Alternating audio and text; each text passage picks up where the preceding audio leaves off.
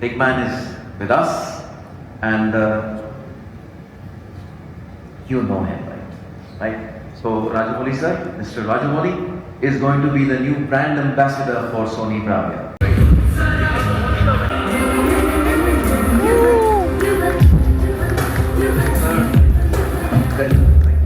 Thank you so much, Rajamouli sir. Thank you so much. Launch. The day has come now. The moment has come. The big man is with us today, and it's our honor and pleasure to launch the new 2024 Bravia lineup with a big man. Give him a big hand. Rajamouli sir, Bravia 2024 new lineup. Please, let's launch it.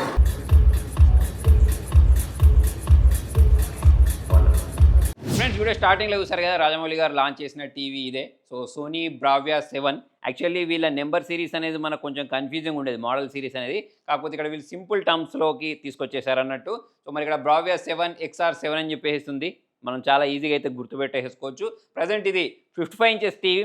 చాలా మంచి మంచి excellent features ఉన్నాయి. So జనరల్గా Sony TVs అన్న వెంటనే picture clarity అనేది ఎక్సలెంట్గా ఉంటుంది. సో మరి ఈ టీవీకి సంబంధించిన పిక్చర్ క్లారిటీ ఎలా ఉంటుంది అనేది చూద్దాం. ఫటాఫట్ అన్బాక్సింగ్ అయితే చేద్దాం. సో మరి బాక్స్ ఓపెన్ చేద్దాం ఫ్రెండ్స్. బాక్స్ పైవైపు user manual, remote, warranty card, మళ్ళీ మనకు వాల్ మౌంట్కి సంబంధించినవి, తర్వాత బ్యాటరీస్ని అయితే ప్రొవైడ్ చేశారు. దీని లోపల వైపు మనకు టీవీని ప్రొవైడ్ చేశారు. సో ఫ్రెండ్స్, ఈ సోనీ టీవీ యొక్క బిల్డ్ క్వాలిటీ గురించి మాట్లాడినట్టయితే చాలా ఎక్సలెంట్. ఆల్రెడీ నేను చాలా రకాల టీవీస్ని అన్బాక్సింగ్ చేశాను. దాంతో పోల్చుకున్నట్టయితే మాత్రం చాలా హెవీగా ఉండడంతో పాటు చాలా స్టాండర్డ్గా కనిపిస్తుంది. సో అది మనకు చాలా క్లియర్ కట్గా కనిపిస్తుంది అన్నట్టు మనం లిఫ్ట్ చేసినా సరే. నెక్స్ట్ దీన్ని బ్యాక్ సైడ్ చూసుకున్నట్టయితే ఇట్లాంటి ఒక ప్యాటర్న్ ఇచ్చారు, స్టైలిష్గా కనిపిస్తుంది. కాకపోతే మనం ఎట్లా బ్యాక్ సైడ్ చూడమనుకోండి, టీవీ అనేది అటువైపు ఉంటుంది కాబట్టి.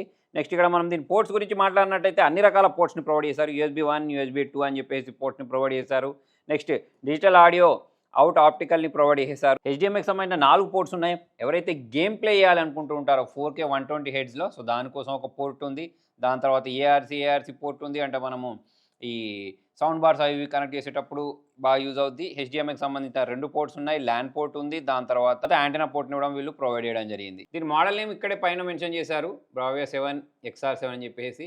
నేమింగ్ సిరీస్ ఏదైతే ఉంటుందో దాన్ని చాలా సింపుల్గా పెట్టడం జరిగింది. నెక్స్ట్ ఇక్కడ వీళ్ళు యూజ్ చేసిన ప్రాసెసర్ ఇదే. అంటే వీళ్ళు XR ఎందుకు పెట్టారంటే దీనిలో యూజ్ చేసిన ప్రాసెసర్ XR ప్రాసెసర్. దీనిలో మనకు XR బ్యాక్లైట్ మాస్టర్ డ్రైవ్ ఉంటుంది. అంతేకాకుండా XR క్లియర్ ఇమేజ్ ఉంటుంది. అకాస్టిక్ మల్టీ ఆడియో ఉంటుంది. నెక్స్ట్ గూగుల్ టీవీ ఉంటుంది. అన్ని రకాల యాప్స్ దొరుకుతాయి.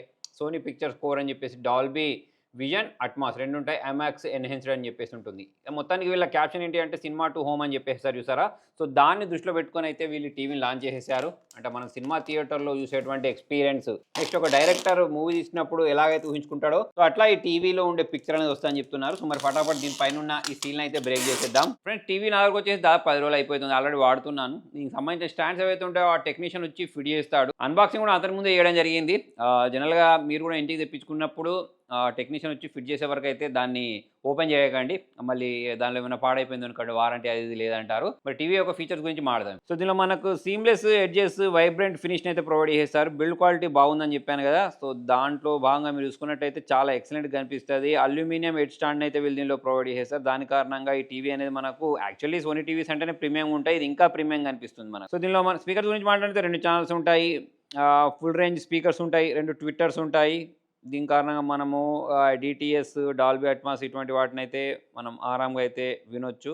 టీవీ మొత్తం బూట్ అయిన తర్వాత ఇలాగ అనిపిస్తుంది. నేను గూగుల్ టీవీ ఏదైతే ఉంటుందో అంటే మనం మొబైల్ తోటి స్కాన్ చేసేసి డైరెక్ట్ లాగిన్ అయిపోవచ్చు అన్నట్టు. సో దాని ద్వారా ఇక్కడ మనకు అన్ని యాప్స్ అవన్నీ మనకు మొబైల్లో ఉన్నట్టు ఇక్కడ కూడా వచ్చేస్తాయి. సో మనకు అన్ని రకాల యాప్స్ ఇక్కడ కనిపిస్తున్నాయి. ఇంకా మీకు ఏమైనా లేకపోయినా సరే డౌన్లోడ్ చేసేసుకోవచ్చు. పైన మనకు ఇక్కడ యాప్ సెక్షన్ ఉంది చూసారా, దీనిలోకి వెళ్ళేసి మనకు నచ్చిన యాప్స్ని అయితే మనం డౌన్లోడ్ చేసుకోవచ్చు. ఇక నెక్స్ట్ మనం సెట్టింగ్స్లోకి వెళ్ళి చూద్దాం దీని మిగతా డీటెయిల్స్ గురించి. దీనిలో OS వర్షన్ గురించి మాట్లాడినట్టయితే ఇది మనకు out of the box Android 12 తోటి రావడం మనం గమనించవచ్చు. ఇక మనకు డిస్ప్లే సౌండ్కి సంబంధించిన చాలా రకాల సెట్టింగ్స్ ఉన్నాయి. సో ఈ పిక్చర్ని మనం ట్యాప్ చేస్తే పిక్చర్ మోడ్ అని చెప్పేసి నెక్స్ట్ డిఫరెంట్ మోడ్స్ అయితే దీనిలో మనకు చూడడానికి కనిపిస్తాయి. దీన్ని మనము ఇట్లా సెలెక్ట్ చేసుకొని ఓకే బటన్ ప్రెస్ చేస్తే అయిపోద్ది. ఇప్పుడు నేను స్టాండర్డ్ పెట్టేసాను. అలా కాకుండా ఇక మీరు మాన్యువల్గా చేంజ్ చేస్తారంటే ఇక్కడ బ్రైట్నెస్ ఇవన్నిటిని అయితే మనం చేంజ్ చేసేసుకోవచ్చు. ఇక్కడ మనకు బ్రైట్నెస్ అనేది కొంచెం తక్కువ పెట్టుకుంటే బాగుంటుంది. ఈ బ్రైట్నెస్, కాంట్రాస్ట్ ఇవన్నిటినైతే మనం ఇక్కడ నుంచి సెట్ చేసుకోవచ్చు. కాకపోతే నేనైతే ఎక్కువగా డిఫాల్ట్ ఉంచడానికే ట్రై చేస్తూ ఉంటాను. ఇక స్పీకర్స్ గురించి మాట్లాడినట్టయితే ఇక్కడ మనం తీసుకోవచ్చు అవుట్పుట్ దేనిలో నుంచి కావాలి అదంతా, దానికి సంబంధించిన ఆప్షన్స్ అనేవి ఇక్కడ ఉన్నాయి. నెక్స్ట్ ఇక్కడ దీనిలో మనకు అకోస్టిక్ ఆటో కలాబరేషన్ అని చెప్పేసి ఉంటుంది. అంటే మనకు రూమ్కి తగ్గట్టు సెట్ చేసేస్తా అన్నట్టు. దానికోసం దీన్ని మనం ట్యాప్ చేసి ఈ సెటప్ని అయితే కంప్లీట్ చేయాల్సి ఉంటుంది. ఒకవేళ మీరు గేమింగ్ చేసుకోవాలి అంటే ఇక్కడ FPS గేమ్ అని చెప్పేసి ఆప్షన్ ఉంది. ఒకవేళ మన దగ్గర ప్లే స్టేషన్ ఇటువంటివి ఉన్నాయనుకోండి, వాటన్నిటిని మనం ఇక్కడ అంటే దానికి తగ్గట్టు మనం ఇక్కడ సెలెక్ట్ చేసుకొని హై ఫ్రేమ్ సెట్టింగ్స్లో గేమ్ని అయితే ఎంజాయ్ చేయొచ్చు. అంతేకాకుండా రిమోట్లో మనకు సెట్టింగ్ బటన్ ఉంటుంది. దానిలో మనం డిఫరెంట్ మోడ్స్ని అంటే వివిడ్ కావాలంటే ఇటువంటి చాలా బ్రైట్నెస్ వచ్చేస్తాయి, మనకు మ్యాక్స్ బ్రైట్నెస్ వచ్చేస్తాయి. దాని తర్వాత స్టాండర్డ్ పెట్టుకుంటే 35% ఉంది, మనకు ప్రొఫెషనల్ పెట్టుకుంటే 4% ఉంది, కామ్ పెట్టుకుంటే అంటే ఇక్కడ డిఫరెంట్ ఉన్నాయి. ఐమాక్స్ ఎన్హాన్స్డ్ అంటే ఇక్కడ మనకు ఈ బ్రైట్నెస్ లెవెల్స్ అనేవి, కాంట్రాస్ట్ లెవెల్స్ అనేవి మారిపోతూ ఉంటాయి. సో వీటిని కూడా మనము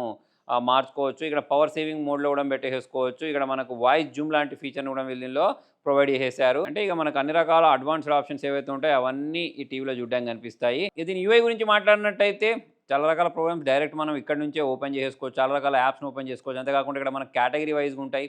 అంటే మనకు యాక్షన్ ఫిల్మ్స్ కావాలా, బాలీవుడ్ ఫిల్మ్స్ కావాలా, ఇట్లా మనకు డిఫరెంట్ కేటగిరీస్ని ప్రొవైడ్ చేశారు. దాని తగ్గట్టు మనం ఏ యాప్లోకి వెళ్ళాల్సిన అవసరం లేకుండానే డైరెక్ట్ ఇక్కడ నుంచే మనకు కావాల్సిన దాన్ని అయితే యాక్సెస్ చేసుకోవచ్చు. దీంతోపాటే ఇక మనకు రిమోట్ ఇచ్చారు. రిమోట్లో నుంచి కూడా అన్నిటిని ఆపరేట్ చేయొచ్చు. సో రిమోట్లో మనకు నెట్ఫ్లిక్స్, యూట్యూబ్, అంతేకాకుండా వీళ్ళకి సంబంధించిన సోనీ పిక్చర్ కోర్ లాంటి ఆప్షన్ ప్లస్ సోనీ లివ్ లాంటి బటన్ కూడా దీనిలో వీళ్ళు ప్రొవైడ్ చేశారు. సో దీని పిక్చర్ క్వాలిటీ గురించి తెలుసుకోవడానికి నేను ఇక్కడ HDR వీడియోని ప్లే చేశాను చూడండి. సో అది కూడా హై రెజల్యూషన్లో ప్లే చేశాను. ఇక్కడ మీరు చూడొచ్చు దీని యొక్క పిక్చర్ క్లారిటీ అనేది ఎంత సూపర్గా ఉంది అనేది. సో చాలా బ్రైట్గా కనిపిస్తుంది. ఈ కాంట్రాస్ట్ లెవెల్స్ అయినా, బ్రైట్నెస్ లెవెల్స్ అయినా అన్నీ మనకు వేరే లెవెల్లో ఉన్నాయని చెప్పేసుకోవచ్చు.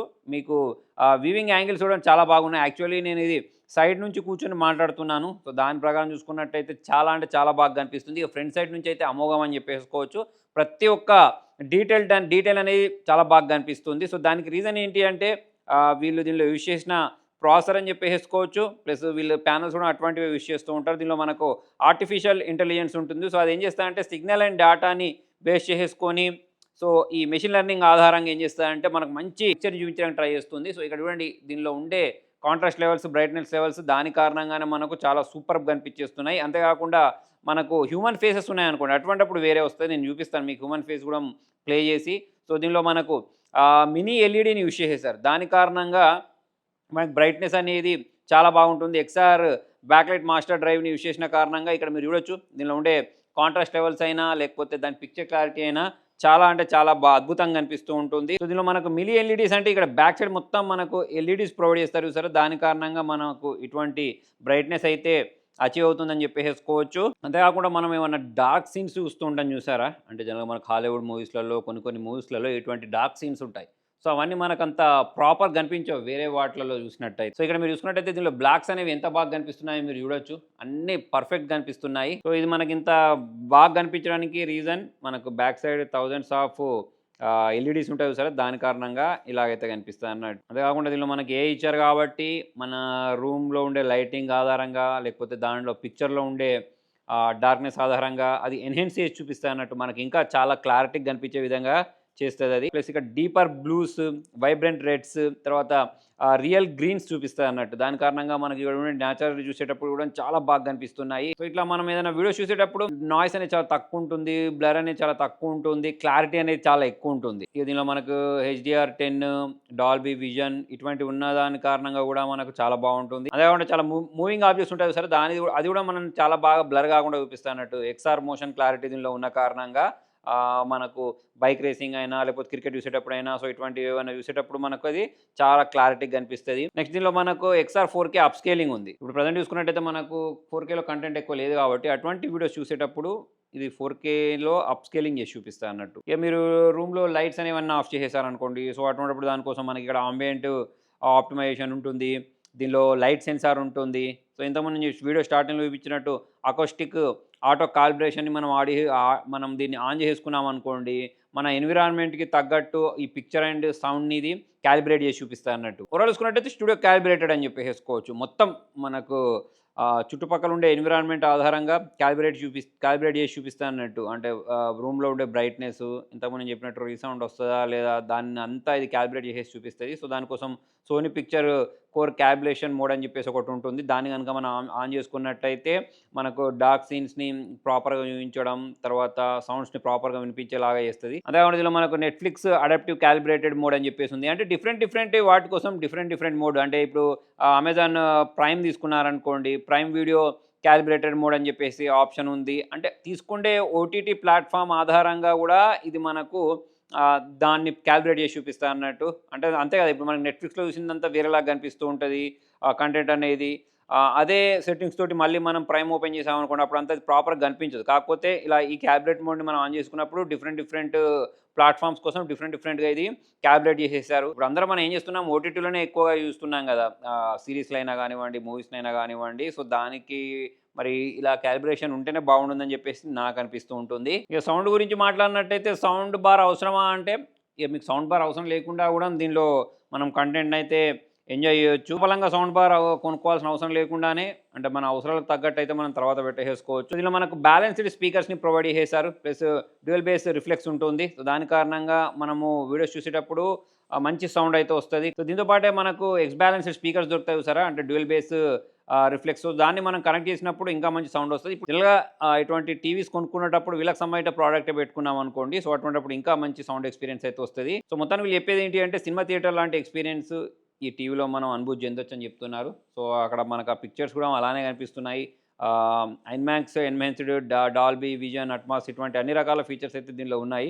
సో ఇక మనకు కొన్నిసార్లు ఓటీటీ ప్లాట్ఫామ్స్లలో మూవీస్ చూసేటప్పుడు, సిరీస్ చూసేటప్పుడు సౌండ్స్ అనేవి ప్రాపర్గా వినిపించవు కదా. సో అటువంటిప్పుడు నేను ఇంతకుముందు వీడియో స్టార్టింగ్లో చూపించాను చూసారా, సో దానికోసం వీళ్ళు దీనిలో మనకు వాయిస్ జూమ్ లాంటి ఫీచర్స్ని ప్రొవైడ్ చేశారు. అంటే డైలాగ్స్ అనేవి ప్రాపర్గా వినిపించడానికి అయితే మనం దీన్ని పెంచేసుకోవచ్చు. అంటే మనకు ఫుడ్ స్టెప్స్ వచ్చినప్పుడు, తర్వాత మనుషులు మాట్లాడేటప్పుడు, కార్ సౌండ్ వచ్చినప్పుడు, సో వాటన్నిటి కోసం ఈ ఆప్షన్ అయితే ఉంటుంది. ఇక మీరు గేమింగ్ చేయాలనుకోండి, ఇక దానికోసం మనకు అన్ని రకాల ఫీచర్స్ ఉన్నాయి. 120 FPSలో మనము చేసుకోవచ్చు. ఆటో గేమింగ్ మోడ్ ఉంటుంది, విఆర్ఆర్ ఉంటుంది, ఏఎల్ఎల్ఎం ఉంటుంది. దాంతో పాటు మనకి ఇక్కడ ఏఆర్సి పోర్ట్ని ప్రొవైడ్ చేశారు, ఆటో హెచ్డిఆర్ టోన్ ఉంటుంది. సో దీని కారణంగా మనకు గేమింగ్ అనేది చాలా సూపర్గా ఉంటుంది. ఇక మనకు HDMI 2.1 ప్రొవైడ్ చేసిన కారణంగా మనం PS5లో గేమింగ్ చేసేటప్పుడు దానిలో మనకు ఇమేజెస్ అనేవి చాలా బాగా కనిపించడంతో పాటు స్మూత్ క్లియర్ గేమ్ ప్లే ఉంటుంది అన్నట్టు.